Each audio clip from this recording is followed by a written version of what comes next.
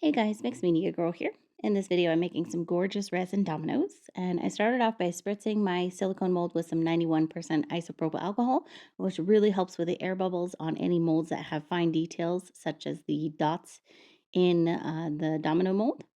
I'm using Mixed Media Girl Artist Resin, and how much you need to use depends on the mold you're using. They're all different, even if it's the same color, it might be a different mold.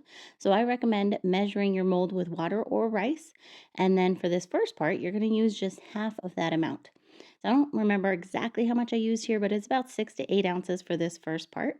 I started off with some glitter. That's just a cheap glitter from Amazon. I mixed together a light blue holographic and a white holographic glitter.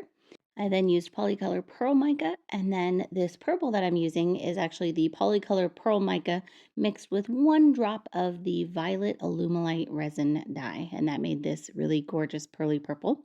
I let the first layer cure, and then I mixed up that same mixture with the polycolor pearl mica and the alumilite purple resin dye, and I use that for the backing here. So again, I mixed up maybe about 6 to 8 ounces just to completely fill it in.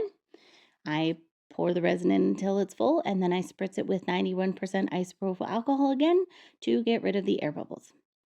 Let that cure and then demold. It should demold very easily. And as a note, obviously I pour this in 2 layers so that the back all looks the same so you can't tell which is which.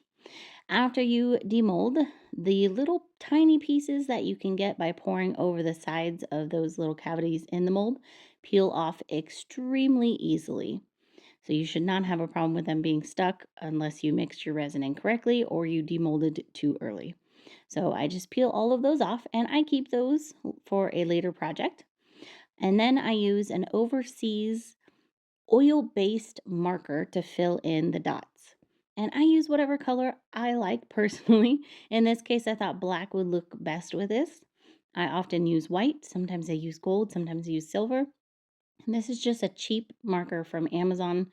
You can use any oil-based marker. You can also use acrylic markers. I just prefer the oil-based one. I think they look better. And you can even use acrylic paint. You could use the little rhinestones. You can use whatever you like. So I fill these in, not worrying about any overfill. I'm just getting all of the dots and lines filled in. And once I'm done with that, I take some 91% isopropyl alcohol. I spritz it onto a paper towel and I wipe off any of the excess marker. Now, I recommend doing this after the marker is dry, and essentially, by the time you get done with your last domino, the first ones should be dry. So I basically just go through them all, and then in roughly the same order, I go through them all again with that alcohol and clean off any excess. So it does take a minute, but gorgeous results. And you shouldn't have any smearing or really too much mess unless you didn't let that marker dry enough, in which case you can always just leave it for a few minutes and come right back.